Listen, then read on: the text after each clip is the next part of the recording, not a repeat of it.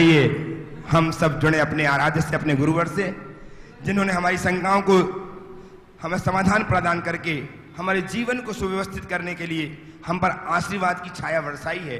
ऐसे परम पूज्य मुनि श्री प्रमाण सागर जी महाराज से मैं आपको जोड़ रहा हूं, बुला रहा हूं। श्रीमती स्वाति मेहता पुणे को वे आए और अपना प्रश्न करके अपनी शंका प्रस्तुत करके समाधान पाए। तैयार हैं कुमारी निकिता शाह, श्रीमती कविता शाह पुणे से।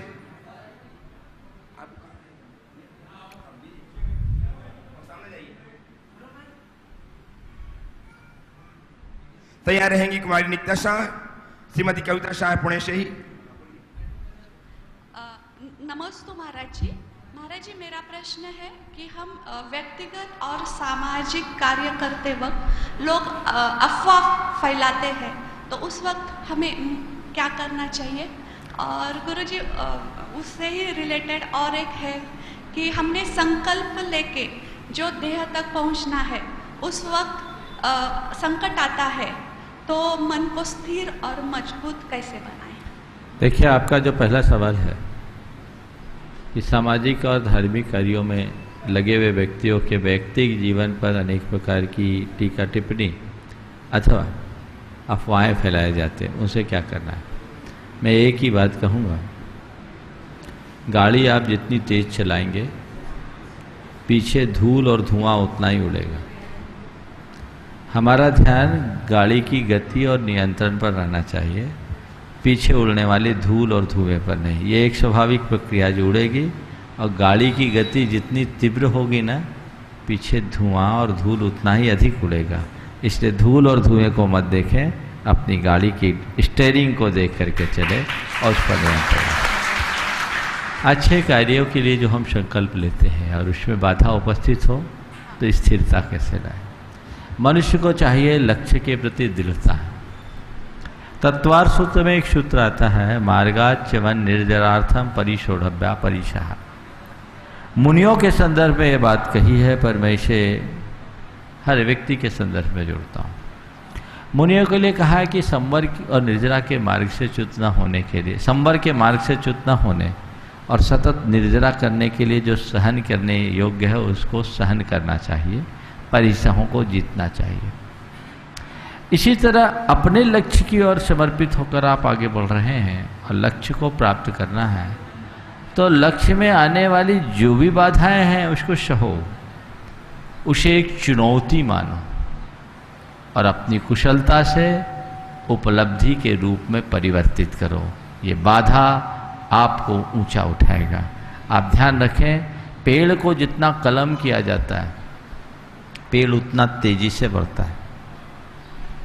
जब मैं जयपुर से इस तरफ आ रहा था, रास्ते भर में मुझे खेजड़ी और सांगरी के पेड़ मिले। खेजड़ी बोलते थे, सब प्राय कुतरे हुए थे। मैंने कहा ऐसा क्यों कुतर दिया इन पेड़ों को? बोले महाराज, इनको जितना कुतरा जाता नहीं उतने मजबूत होते हैं। क्यों? क्योंकि इनकी जड़ गहरी है। जिस मनुष्य की निष्ठा की जड़ गहरी होती है, उसे कोई कितना भी कुतरना चाहे, सामने वाले का हर प्रहार उसमें निखार लाता है। नमस्ते गुरु। आ जाइए श्रीमती श्री कुमारी निकिता शाह एवं श्रीमती कविता शाह क्रम से। नमस्ते महाराज जी, मेरा नाम है निकिता शाह, मैं बारामती से आई हूँ। मेरा प्रश्न ये है कि जीव का फल क्या होता है और हर प्राणी के प्रति उतनी उत्पन्न क्यों नहीं होती, जैसे चींटी मरने के बाद उतनी दया नहीं आती। फिर से बोलो, समझा नहीं। किसका फल पूछना चाह रहे? जीव दया का फल। जीव दया का फल क्या होता है? और हर प्राणी के प्रति उतना सेम उत्पन्न नहीं आता, जैसे चींटी मरने के बाद उतनी दया नहीं आती, तो उसके लिए। बहुत अच्छा सवाल किया है कि जीव दया का हमारे जीवन पर क्या प्रभाव पड़ता है।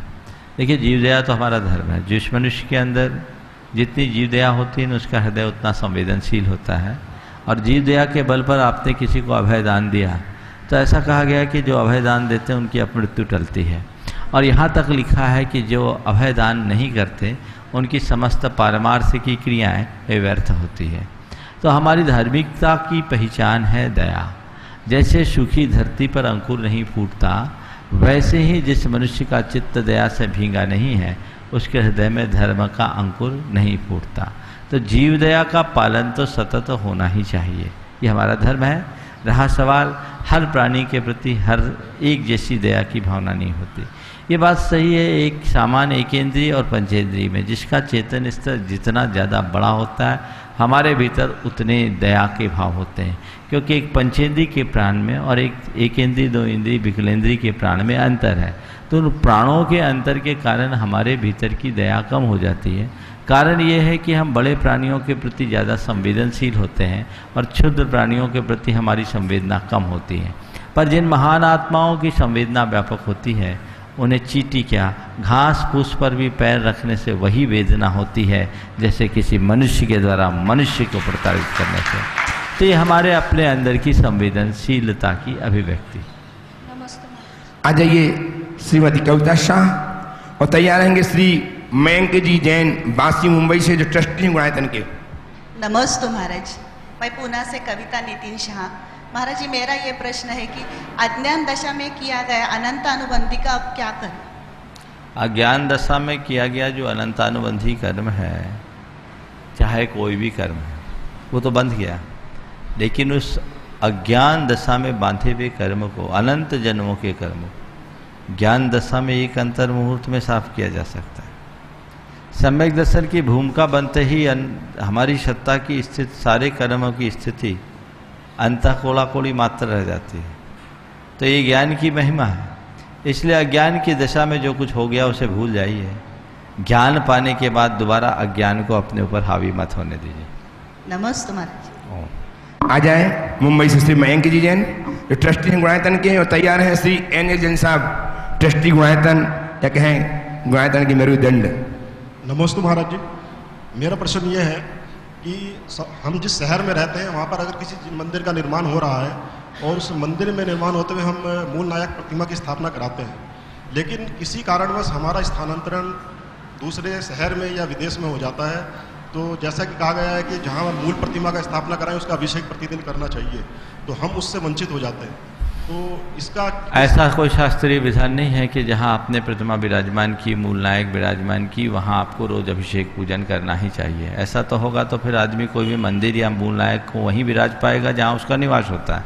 हमारे इतिहास में ऐसे अनेक उदाहरण मिलते हैं जिसमें एक एक आदमी ने अनेक अनेक मंदिर बनाए और अनेक अनेक प्रतिमा बनाए। जीवराज पापड़ीवाल के द्वारा 1 लाख जिन प्रतिमा को एक साथ प्रतिष्ठापित करने का विधान होता है।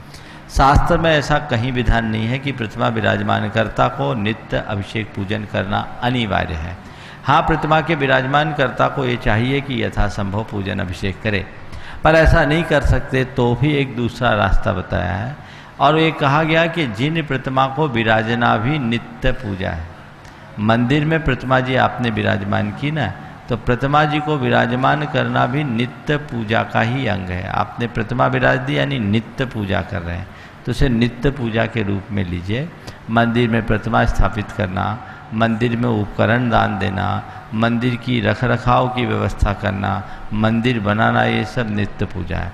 शास्त्रीय विधान के अनुसार कोई व्यक्ति कहीं मंदिर बनाता है और भगवान विराजमान करता है, तो उसकी प्रतिष्ठा के साथ एक चीज़ जोड़ी गई है कि उस प्रतिमा जी को विराजमान करने के बाद कुछ अपनी शक्ति के अनुसार ऐसी राशि आप प्रदान करें जिससे उसकी पूजा प्रक्षाल की, सेवा पूजा की व्यवस्था यावत चंद दिवाकर होते रहे। इसलिए कहीं भी भगवान विराजमान करें, विराजमानकर्ता को अपनी शक्ति के अनुसार कुछ अच्छी राशि दान में जरूर देना चाहिए। नमस्ते। आइए श्री एन जैन साहब, और तैयार रहेंगे दादा श्री कमल कुमार जी, पहाड़िया, कुचामन सिटी। परम श्रद्धेय गुरुवर, नमोस्तु। महाराज जी, आज दुनिया में सर्वप्रथम होने की होड़ लगी हुई है। दुनिया में सर्वप्रथम होड़ लगी हुई है। हर व्यक्ति सर्वप्रथम होना चाहता है, चाहे खेल हो, चाहे व्यापार हो, चाहे प्रतियोगिता परीक्षा हो, चाहे राजनीति हो, चाहे घर परिवार हो, चाहे दुनिया में है। महाराज जी, इसका संबंध भौतिक दुनिया से है, बाहरी दुनिया से है, और उनकी जो आवश्यकताएं हैं, भौतिक आवश्यकताएं हैं, उनकी कामना करना या उसके लिए है। महाराज जी सर्व मतलब ये है सर्व कि पद मद और नाम के लिए आज व्यक्ति जो है आगे बढ़ना चाहता है। तो मेरी जिज्ञासा ये है महाराज श्री कि आदमी सर्वप्रथम के बजाय सर्वश्रेष्ठ कैसे बने, ये मेरा। देखिए, सर्वश्रेष्ठ बनने के लिए हमें सर्वश्रेष्ठ अर्पित करना होगा। आगे बढ़ने के दो रास्ते हैं, एक स्वयं को आगे बढ़ाकर और दूसरा औरों को पीछे धकेल कर। जो व्यक्ति खुद को आगे बढ़ाता है अपनी गति बढ़ाकर, वो बहुत सफल होता है, और जो व्यक्ति दूसरों को पीछे धकेल कर अपने आप को आगे बढ़ाने की कोशिश करता है वो प्रायः अपने जीवन में विफल हो जाता है। एक शब्द है प्रतिस्पर्धा और एक शब्द है प्रतिद्वंद्वता। प्रतिस्पर्धा मतलब अपने आप को आगे बढ़ाने का प्रयास करना, और प्रतिद्वंद्वता यानी सामने वाले को पीछे खींचना। हम प्रतिस्पर्धी बने, प्रतिद्वंदी ना बने। मनुष्य को पद नाम यश की जो इच्छा होती है, कद की जो चाह होती है, एक मानवीय चाह है, दुर्बलता है, लेकिन इसकी सीमा रेखा का सदैव ध्यान रखना चाहिए। फर्स्ट डिजर्व देन डिजायर की उक्ति को चरितार्थ करनी चाहिए, क्योंकि कई बार ऐसे लोग कुछ इस तरह की कुंठा से ग्रसित हो जाते हैं कि उनका जीवन बड़ा दूभर हो जाता है। अपने आप को ऐसी कुंठाओं से बचाना चाहिए। हम दुनिया में सबसे बड़े बने, ऐसा सोचने की जगह हम अपना जीवन इस तरह से जिए कि दुनिया के सारे लोग हमें बड़ा मानना शुरू कर दें। लोगों की नज़र में मैं बड़ा बनूं, ये थोड़ा कठिन है, लेकिन मैं ऐसा जीवन जीऊं कि लोग खुद ब खुद मुझे बड़ा मानने लगे, ये ज़्यादा सरल है। तो अपनी कोशिश ये होनी चाहिए कि हम अपने आंतरिक और बाह्य व्यक्तित्व को खुद मजबूत बनाएं। जिस मनुष्य के व्यक्तित्व की जड़ मजबूत होती है उसके सामने इस तरह की कोई दुविधा हावी नहीं होती। नमस्ते महाराज श्री। आइए श्रीमान दादा श्री कमल कुमार जी पहाड़िया, और तैयार रहेंगी श्रीमती प्रीति जी पाटौदी कुचामन सिटी से। महाराज श्री नमोस्तु नमोस्तु नमोस्तु। ज़्यादातर लोग जो यहाँ पे रहते हैं हमारे भारतीय लोग, वो कहते हैं राजनीति के अंदर भ्रष्ट लोग ही काम कर सकते हैं, भ्रष्ट आदमी राजनीति कर सकते हैं। क्या धर्म के मार्ग के ऊपर राजनीति नहीं हो सकती? आप थोड़ा अपने प्रश्न को संशोधित करें। आपका सवाल शायद ऐसा है कि राजनीति, लोग ऐसा कहते हैं कि प्रायः भ्रष्ट लोग ही राजनीति करते हैं। शायद आप ये पूछना चाह रहे हैं क्या धर्म के मार्ग पर चलने वाले व्यक्ति राजनीति नहीं कर सकते, यही पूछना चाह रहे हैं? बिल्कुल चल सकते हैं, और आज भी ऐसे बहुत सारे लोग हैं मेरे संपर्क में जो आज की राजनीति में अपवाद जैसे हैं, जो अपनी मर्यादाओं को सुरक्षित रखते हुए राजनीति, न केवल राजनीति कर रहे हैं अपितु राजनीति के शिखर पर पहुंच रहे हैं। सभी लोग भ्रष्ट होते हैं ऐसी बात नहीं है। भ्रष्टों के बीच भी कोई एक अच्छा होता है, और एक अगर अच्छा आदमी होता है तो अनेक भ्रष्टों को ठीक कर देता है। वर्तमान में जिनके बीच आज देश की बागडोर है वो व्यक्ति भ्रष्टों की कगार में कभी नहीं आया। हमें इन सब चीज़ों को समझना चाहिए और उनसे नसीहत लेनी चाहिए, और ये समझना चाहिए कि हम अगर अपने आप को अपनी मर्यादाओं में सुरक्षित रख कर के आगे बढ़ाते हैं तो ज़्यादा सफल होंगे। भ्रष्ट व्यक्ति 4 दिन के लिए आगे बढ़ेगा, लेकिन निष्ठावान, ईमानदार, धर्मनिष्ठ, संस्कृति प्रेमी व्यक्ति सारी जिंदगी आगे बढ़ सकता है। तो हमें ऐसे ही लोगों को प्रोत्साहित करना चाहिए और ऐसे ही लोगों को अपने जीवन का आदर्श बनाकर चलना चाहिए। महाराज श्री कुचामन में आप 1.5 महीना रह के बहुत धर्म की प्रभावना की, उसके लिए हमारी कुचामन जैन समाज आपका बहुत बहुत आभार। ओम। आ जाइए श्रीमती प्रीति जी पाटौदी कुचामन सिटी से, और तैयार रहेंगे राहुल शास्त्री महादेवरा। नमस्ते महाराज जी। मेरा प्रश्न है, मैं प्रीति पाटौदी कुचामन सिटी से। मेरा प्रश्न है कि आजकल जो स्कूल्स होती हैं वो एक कमाई का साधन बन गए। जो स्कूल्स हैं वो कमाई का साधन बन गई हैं।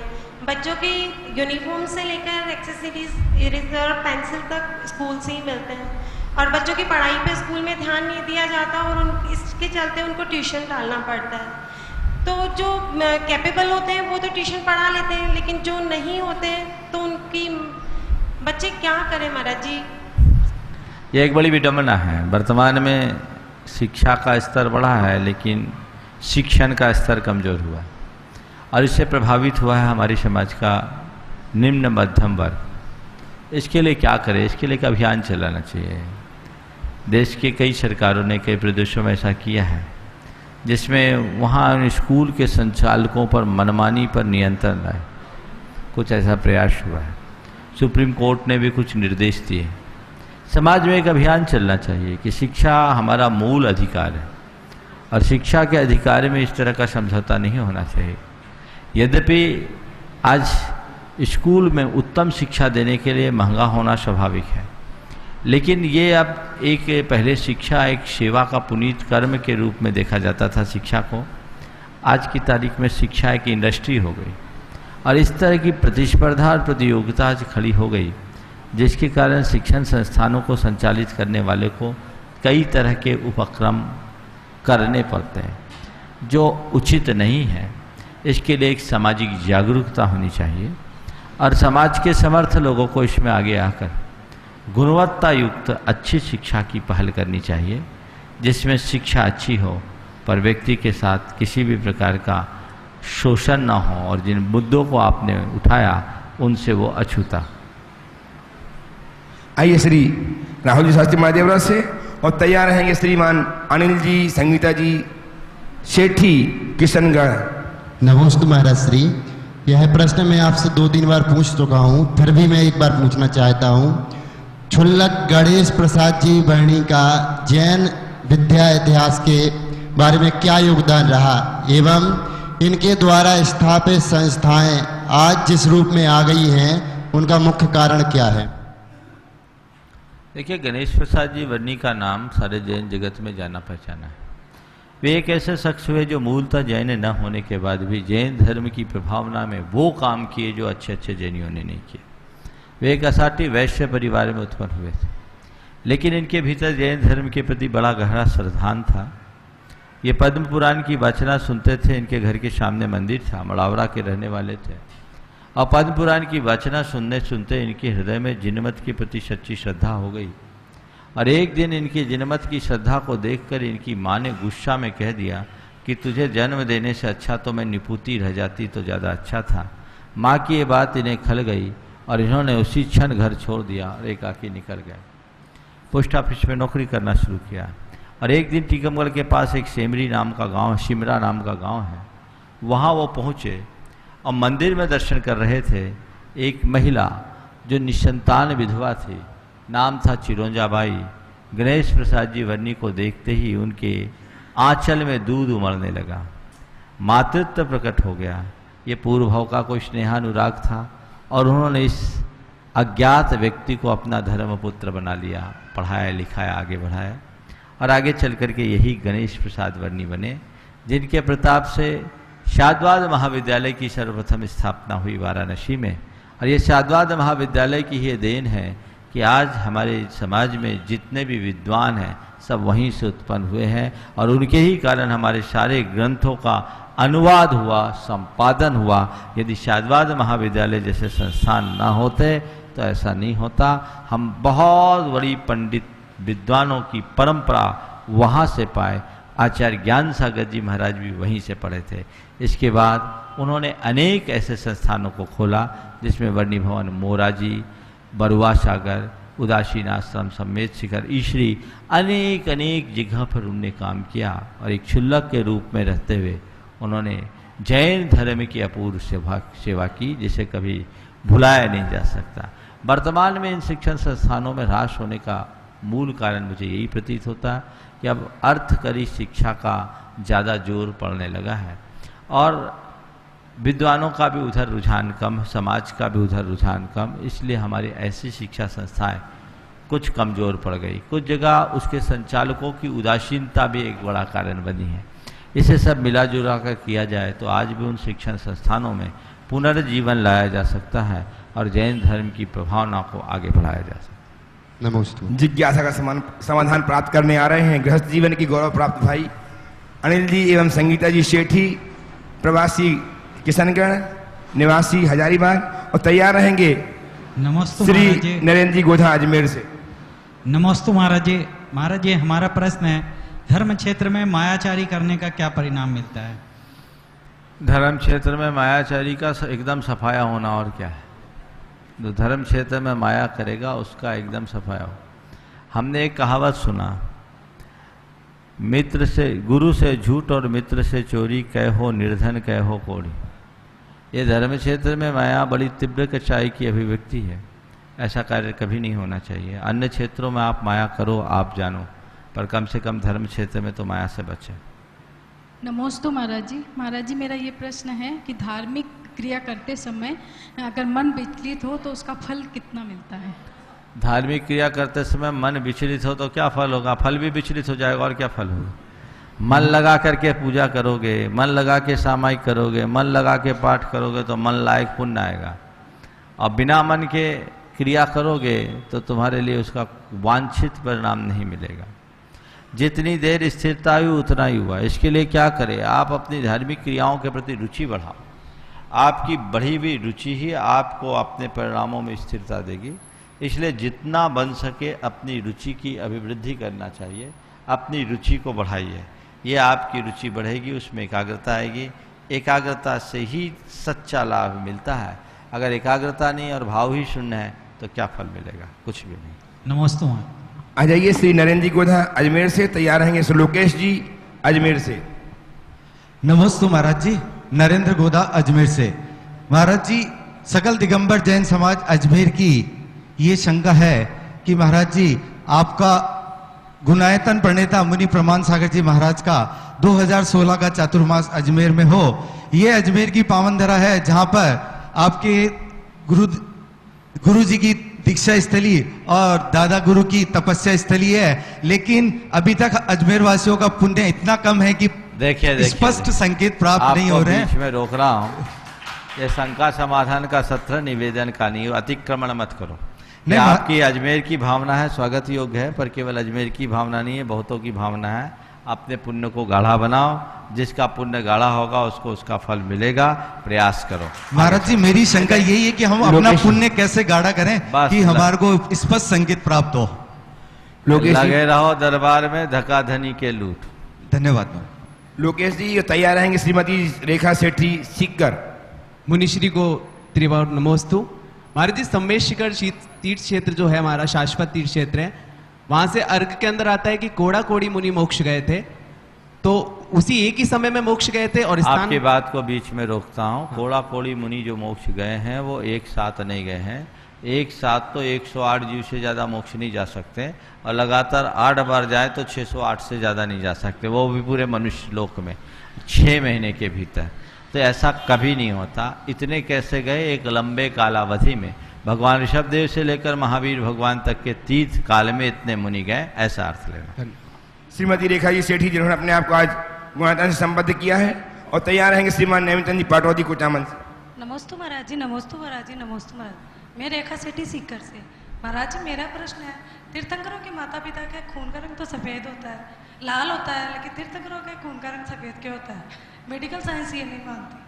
मेडिकल साइंस भले नहीं माने, पर ये हमारे जीवन का विज्ञान बताता है।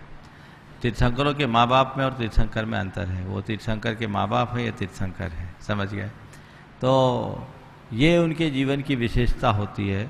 एक बार गुरुदेव से किसी ने पूछा कि ये मेडिकल साइंस के खिलाफ है, और तीर्थंकरों के शरीर का रक्त सफ़ेद कैसे, दूध कैसे? हमारे गुरुदेव तो बातें बहुत अपने तरीके से बताते। एक बौद्ध भिक्षु ने यह सवाल किया था, 1987 की बात।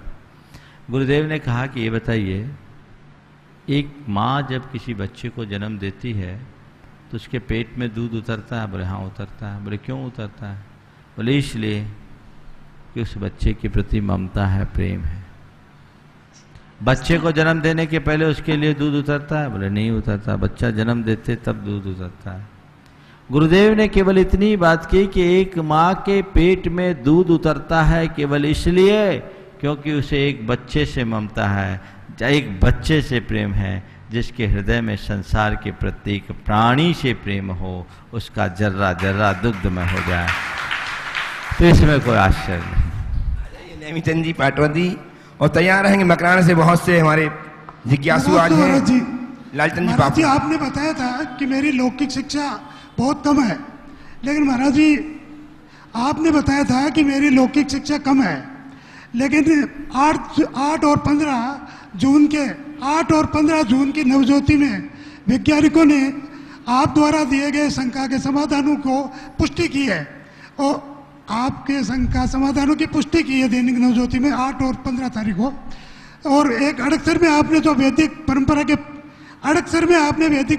क्वेश्चनों का जवाब दिया था, उसकी बहुत बड़ी प्रशंसा हुई, लोगों ने बहुत किया। तो फिर ये ज्ञान आपने कैसे प्राप्त किया? हमें भी मार्गदर्शन दिया था कि हम भी कुछ। हम तो आज भी पढ़ रहे हैं, आज भी अपने आप को विद्यार्थी मानते हैं और हमारे पास जो आता है पढ़ते हैं। ध्यान रखना, पढ़ने की ना कोई उम्र होती है ना कोई सीमा। मनुष्य के भीतर जिज्ञासु वृत्ति होनी चाहिए। मैं ये कहना चाहता हूँ कि क्वालिफाइड केवल वो व्यक्ति नहीं जिसके साथ बड़ी डिग्री है। सच्चे अर्थों में क्वालिफाइड वो है जो सतत अभ्यासी है, सतत अध्यवसायी है, जो निरंतर सीखने के लिए तत्पर हो, पढ़ने की कोशिश में लगा रहता हूँ। मैं आज भी पढ़ता हूँ और आज भी मैं कहता हूँ मैं पढ़ा लिखा नहीं। इस गांव के पूर्व सरपंच श्री अमर सिंह जी, पूर्व सरपंच अमर सिंह जी आ जाएं। अमर सिंह जी इस गांव के पूर्व सरपंच, और तैयार रहेंगे श्रीमान लालचंद जी बाफला मकराना से। 2 नाम बोलो, एक नाम और बोलो। श्री विजया जी बाफला तैयार है। ऐसे करो, माइक ऐसे करो, अपने मुंह में लगाओ माइक। मेरा निवेदन ये है सर, क्या जैन समाज दूसरे धर्मों में विश्वास रखता है या विस्तारवाद करना चाहता है, तो किस सीमा तक वो विस्तारवाद कर सकता है? देखिए, जैन धर्म में एक बात कही गई है कि सबके साथ हिल मिल कर रहो। अपनी तुम्हारी जो श्रद्धा है, तुम्हारी जो आस्था है और तुम्हारी जो उपासना है, तुम अपने तरीके से करो। औरों को जो करना है उन्हें अपने तरीके से करने दो। एक दूसरे के विश्वास के साथ किसी भी प्रकार का छेड़छाड़ मत करो। सबकी अपनी अवधारणाएं हैं। धर्म सबकी अपनी अपनी पद्धति से जीने की बात होती है, क्योंकि वो आस्था से है। हम सब धर्मों को एक कर दें ऐसा कतई संभव नहीं है, क्योंकि सबकी आस्था है। जिसकी जो आस्था वो उस अनुरूप धर्म करता है और सामने वाले की जो आस्था वो उस अनुरूप की धर्म करता है। एक दूसरे के धर्म को थोपा नहीं जाता और एक दूसरे के धर्म के नाम पर लड़ना भी नहीं चाहिए, उलझना भी नहीं चाहिए। जैन धर्म कहता है धर्म तुम्हारा और औरों का भले अलग अलग हो, पर धर्मी सब एक हो जाओ। सब धर्म को एक ना कर पाओ, धर्मियों को एक करो। यही धार्मिक और सामाजिक एकता का आधार। आ जाइए श्री लालचंद जी बाफना, तैयार हैं विजया जी बाफना, श्रीमती संगीता जी गोधा मकराना। हेलो, नमस्ते गुरुदेव। मेरा प्रश्न ये है कि बंदूक वाले लाइटर, हाँ बोलो। बंदूक वाले लाइटर से दोष लगता है क्या? बंदूक वाले लाइटर से 100% दोष लगता, कभी नहीं लेना चाहिए। दिखाओ, मैं तो आज पहली बार देखा हूँ। लाओ। नमस्ते गुरुदेव। आ जाइए विजय। ये एक मिनट लो तुम लोग, आज तो पहली बार सुना। ये तो पूरा पिस्टल है। जितने लोग भी इस कार्यक्रम को देख रहे हैं अपने घर में हो तो आज ही फेंक देना। ये भाव हिंसा का कारण है, महान पाप का कारण है। हो भी तो इसे फेंक देना, इसकी मूल्य को मत देखना। लाइटर पहले भी आते थे। ये नए नए फंडे हैं, आज के कंज्यूमरिज्म का प्रभाव है। ऐसा कतई नहीं करना चाहिए। बंदूक अगर हाथ में रखोगे, बच्चों पर भी इसका विपरीत असर पड़ेगा। ऐसी क्रिया कभी नहीं होनी चाहिए। वापस नमोस्तु माँ जी, मेरा प्रश्न है कि जैसे गिरवी का वो रुपए ले जाता है, कोई गिरवी से गिरवी के रुपए ले जाता है, जैसे उधार रुपए ले जाता है, वो जाके गलत काम करता है तो क्या उसका फल मिलता है? ये और क्या दान कितना करना चाहिए और काम करना चाहिए? देखिए, इस तरह के गलत आचरण करने वाले को कभी रुपया नहीं देना चाहिए। आपको पता है कि मेरे से रुपया ले जा करके गलत काम करेगा तो ब्याज के लोभ में या कमाई के लोभ में आप कर रहे हैं, सूक्ष्म आपके भागी हैं और कभी हो सकता है किसी कानूनी जटिलताओं में भी उलझ जाएं। इसलिए बहुत लेन देन का काम सोच समझ कर करना चाहिए। अजय संगीता जी गोधा मकराना से और सूर्य प्रकाश जी मकराना से तैयार है। नमोस्तु महाराज, नमोस्तु महाराज, नमोस्तु महाराज। संगीता गोधा मकराना से मेरा प्रश्न ये है कि आलू जो हिंदुस्तान में कभी हुआ ही नहीं था, 500 से 600 वर्ष पहले अमेरिका से आलू हिंदुस्तान में आया था। मैं ये जानना चाहती हूँ कि किसी भी ग्रंथ में इसका कोई वर्णन नहीं किया गया है, यहाँ तक कि गौमेट सार में भी इसका वर्णन नहीं है। अपने आचार्य श्री विद्यासागर जी महाराज ने भी उनके जो शिष्य गुरु हैं ज्ञान सागर जी महाराज, उन्होंने भी इसके बारे में निषेध किया है, तो कृपया मार्गदर्शन दीजिए। पहली बात तो आप ये चीज़ समझिए, ये बात सही है कि आलू भारत की मूल फसल नहीं है। भारत में आलू और टमाटर दोनों बहुत बाद में आए। जैसा आपने कहा है बाहर शाह है, बिल्कुल सही। और आलू शब्द का निषेध हमारे शास्त्रों में कहीं नहीं, लेकिन आलू जिस प्रजाति की फसल है उसका हमारे शास्त्रों में निषेध है, वो विधान है। क्या लिखा है? जमीकंद, जो अनंत कायिक है। आलू में वो सब बातें दृष्टिगोचर होती है, तो जमीकंद का निषेध किया। आलू भी कंद है, भले बाद में आया, लेकिन है तो जमीकंद ना। तो जब जमीकंद का निषेध कर दिया, आलू कंद है कि नहीं है? जमीकंद है कि नहीं? तो जमीकंद है तो कैसे खाने योग्य होगा? वो कतई खाने योग्य नहीं। इस पर काफ़ी माइक्रोस्कोपिक प्रयोग भी हुए और उसमें पाया गया कि आलू के अंदर बहुत सूक्ष्म जीव होते हैं। मुझे किसी ने बताया था अहमदाबाद की एक लेबोरेटरी में इस पर काफ़ी रिसर्च हुआ है, शायद आप लोगों को इंटरनेट में उपलब्ध भी हो जाए। तो ये बताया है कि आलू में भी बहुत जीव है, इसलिए आलू नहीं खाना चाहिए। जहाँ तक आपने ज्ञान सागर जी महाराज के विषय में कहा कि ज्ञान सागर जी महाराज ने ये लिखा है कि आलू खाने में कोई दोष नहीं, तो शायद ये आपने सुनी सुनाई बात की। ज्ञान सागर जी महाराज ने कहीं ऐसा नहीं लिखा कि आलू खाने में कोई दोष नहीं है। वे आलू के त्याग के समर्थक थे और वो कहते थे कि आलू नहीं। हाँ, हमारे एक दो विद्वान जो अपने ज़माने के शीर्षस्थ विद्वान थे, वो आलू खाने के लिए तर्क दिया करते थे और उनकी दृष्टि में आलू अभक्ष्य नहीं था, पर समाज ने उनकी बात को स्वीकार नहीं किया और सिरे से खारिज कर दिया, इसलिए उनकी बात वहीं चली गई। इसलिए इस तरह की बातों में मत उलझिए, जो त्याज्य है उसे त्यागिए। और आलू जमीकंद होने के नाते नहीं, अपने सेहत के नाते भी हरी सब्जियां खाइए, जिंदगी को हरी भरी रखिए, हल्की फुल्की बनाइए। आलू खाएंगे आलू जैसे हो जाएंगे, इसलिए इससे अपने आप को बचाइए। सूर्य प्रकाश जी आए, अपनी जिज्ञासा प्रस्तुत करें। उसके पूर्व मैं आप सबको महाराज से जुड़ने के उपाय बता रहा हूं। उन उपायों को आप फॉलो करें और महाराज से जुड़ करके अपने जीवन को धन्य करने का सुअवसर प्राप्त करें। आप अपने मोबाइल पर प्रामाणिक ऐप डाउनलोड करें। इस ऐप में महाराज श्री के सभी प्रवचन, शंका समाधान और अन्य जानकारियां आपको नियमित उपलब्ध होंगी। इसके साथ ही महाराज श्री के प्रवचन और शंका समाधान आप लाइव भी देख सुन सकेंगे। इसके लिए इस एप्लीकेशन में आपको गुरुवाणी को क्लिक करना होगा। एप्लीकेशन को डाउनलोड करने के लिए आप प्ले स्टोर से प्रामाणिक PRAMANIK टाइप करके डाउनलोड कर सकते हैं। यह सुविधा सभी एंड्रॉइड, iOS, विंडोज फोनों पर उपलब्ध है। साथ ही एक विशेष बात, जो अपने मोबाइल को प्रामाणिक ऐप से डाउनलोड कर लेते हैं, वे महाराज श्री के सुबह के प्रवचन रेडियो में भी सुन सकते हैं। ये सारी बातें आप तुरंत शुरू कर दें, जिससे आप महाराज से जुड़ सकें। और महाराज से जुड़ना यानी अपने आप से जुड़ना, अपने जीवन को धन्य करने का एक अद्भुत उपक्रम होगा। आइए श्रीमान सूर्य प्रकाश जी मकराना, और तैयार हैं श्री विजय कुमार जी पहाड़िया मकराना से। नमस्ते महाराज जी, मैं सूरज जैन मकराना से। मेरा प्रश्न ये है महाराज जी कि पहले के जमाने के वनिस्पत आज के वर्तमान के जमाने में व्यक्ति स्वार्थी क्यों होता जा रहा है? और दूसरा प्रश्न महाराज जी ये है कि पहले के जमाने वनिस्पत आज इंसान से डर क्यों रहा है, डरने क्यों लगा है? देखिए, पहली बात तो यह है कि पहले ज़माने और आज के ज़माने में यदि कुछ बदला है तो मनुष्य का सोच बदला है। वस्तुतः ज़माना नहीं बदलता, सोच ही बदलता है। सूरज पहले भी पूरब में ही उगता था, आज भी पूरब में उगता है।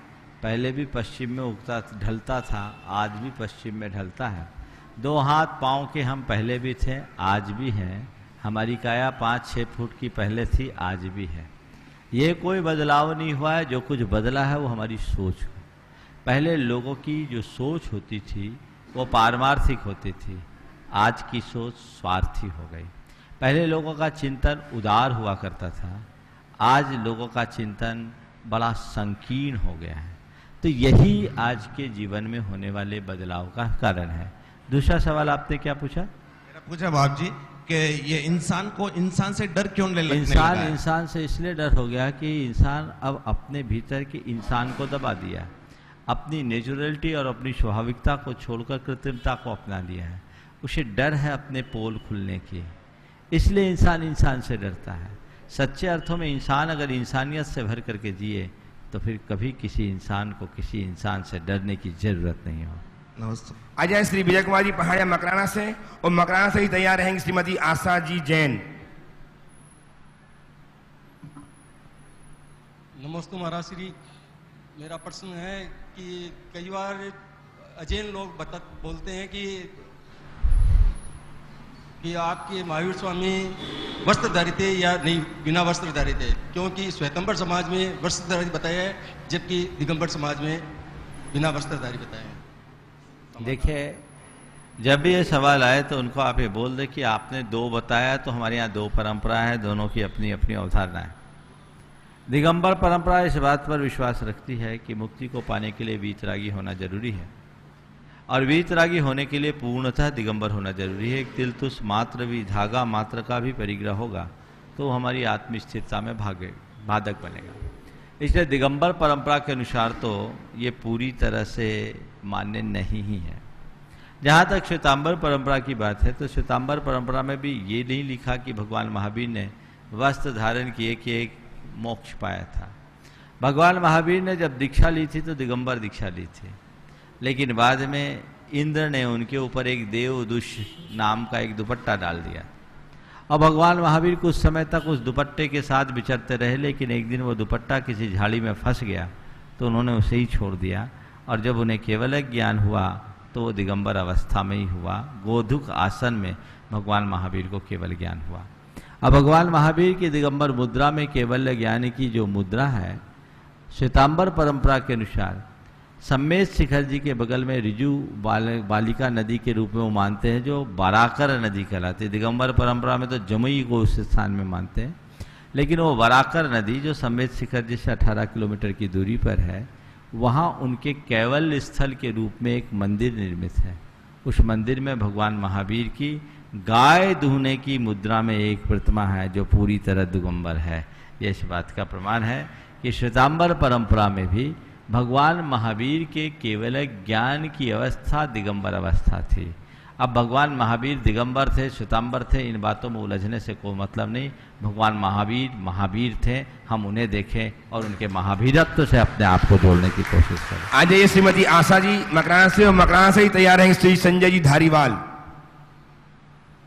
और तैयार रहेंगे अंकेश गोधा आगरा से। महाराज जी नमोस्तु नमोस्तु नमोस्तु। महाराज जी मेरा एक क्वेश्चन है कि जैसे इस सृष्टि का मेरे दृष्टि से मुझे ऐसे लगता है कि इस सृष्टि का जो निर्माण है तो उसमें स्त्रियों की अहम भूमिका है, तो फिर भी ऐसे मतलब कई पुराणे में ऐसे लिखा गया है कि नारी मतलब पापों की खानी है और दुखों की जड़ है। इवन भगवानों को भी जब जन्म लेना होता है तो नारी का आधार लेते हैं, तो फिर भी ऐसे क्यों कहा गया है? देखिए, ऐसा है, पानी है ना, पानी हमारे जीवन का आधार है, जल ही जीवन है बोलते हैं।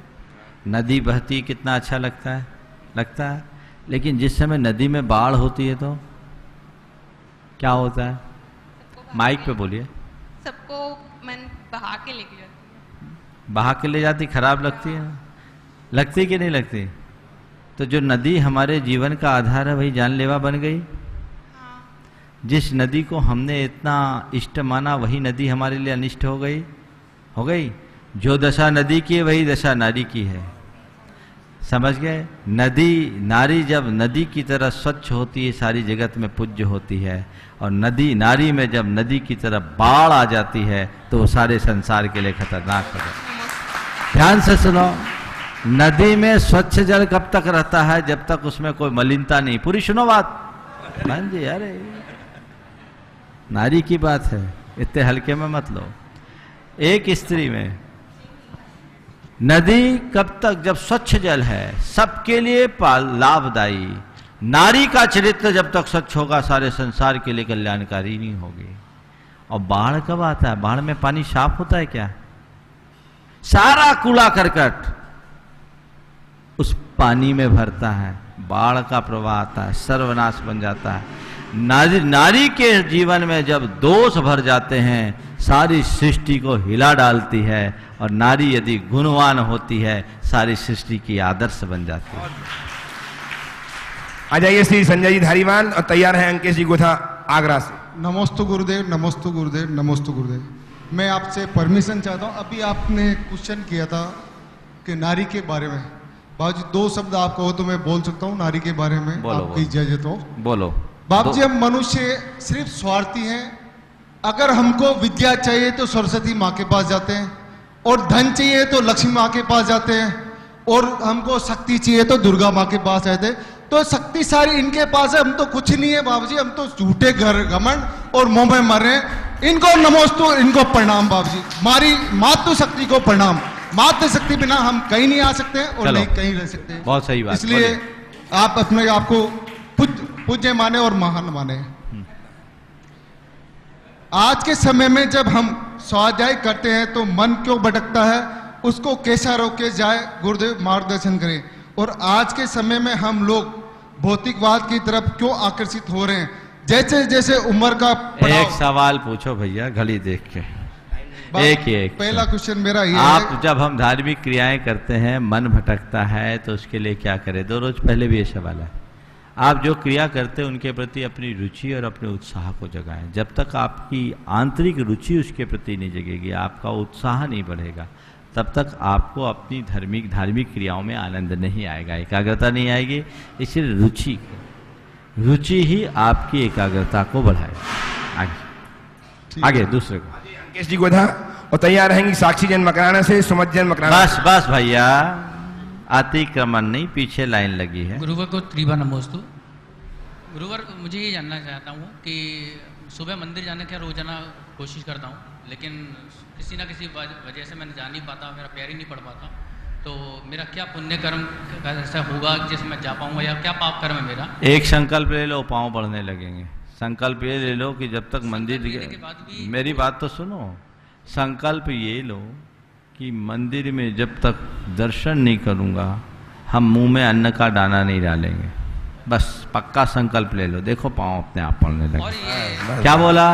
आ जाइए साक्षी जैन मकराना मन से। अपने आप ठीक हो जाएगा, समझ गए? संकल्प चाहिए। चलिए। ये जो पूजा पाठ और आरती, तीनों का क्या डिफरेंस होगा? पूजा पाठ और आरती में जब सुबह हम करते हैं। भैया एक ही सवाल पूछो, घड़ी है, आगे देखो। एक से अधिक कोई नहीं पूछा। साक्षी मकराना से, और तैयार हैं सुमित जैन मकराना से। नमोस्तु नमोस्तु नमोस्तु महाराज जी, मैं साक्षी जैन मकराना से हूँ। मेरा ये प्रश्न है, हमारे जैन धर्म में जिनवाणी को माता की संज्ञा दी गई है, तो पिता की किसको दी गई है? बिल्कुल, जब माँ होगी तो पिता भी होंगे। तो जिनवानी माता है तो भगवान पिता है, ऐसा मान लो।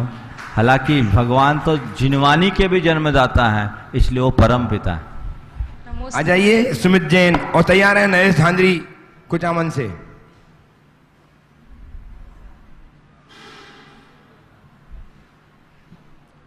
महाराज जी नमस्ते, मैं सुमित जैन मकराना से। ऐसे मेरा बोलो। आपसे सवाल है महाराज जी, संकल्प में दृढ़ता नहीं रह पाती, संकल्प टूट जाते हैं, दृढ़ता बनी रहे, उपाय बताइए। देखिए, संकल्प में दृढ़ता लाने के लिए कुछ उपाय बता रहा हूँ। बहुत सारे लोगों की ऐसी शिकायत है। कुछ लोग हैं संकल्प लेते हैं और पल पल में संकल्प टूट जाते हैं। संकल्प में दृढ़ता लाने के लिए आपको कुछ उपाय करने चाहिए।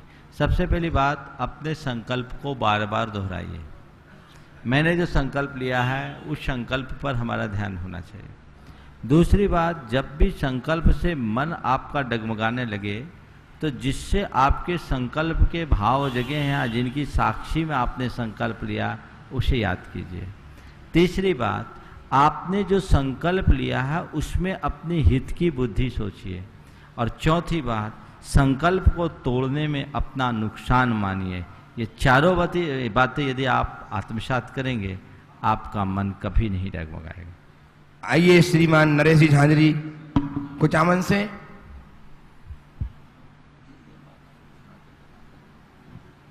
नमस्ते गुरुवार, नमस्ते गुरुवार, नमस्ते गुरुवार। महाराज जी, आपके प्रवचनों में आपने कहा था कि अपन दिन भर में इतने पाप कमाते हैं कि अगर माड़ा भी फेरे तो वो भी बहुत कम है। मेरे ये समझ में नहीं आता महाराज जी, हम रात को सोने के बाद में या दिन में कैसे पाप कमाते हैं? घर में बैठे बैठे अपने आप पाप हो जाता है क्या? 24 घंटे अपने मन में क्या विचार आता है? तो उसमें तो वैज्ञानिक कहते हैं एक मनुष्य के मन में प्रतिदिन 60,000 विचार आते हैं, समझ गए? और 60,000 विचारों का अध्ययन करो, काम के कितने, बिना काम के कितने? ज़्यादातर बिना काम के आते हैं, समझ गए? अब वो सारे जो फितूर है ना मन के, वे सब पाप के कारण बनते हैं। रात में सोने के बाद में तो नहीं होता? अव्यक्त चेतना है उस घड़ी भी होती। चलिए महाराज श्री, एक ऑनलाइन प्रश्न, सूचना दो पहले। सूचना बिहार की एक सूचना आपको दूं पहले कि महाराज श्री का बिहार कुछ अमन से हो चुका है। आज महाराज श्री इस जूसरी गांव में विराजमान है और यहां से आपका शंका समाधान प्रसारित हो रहा है।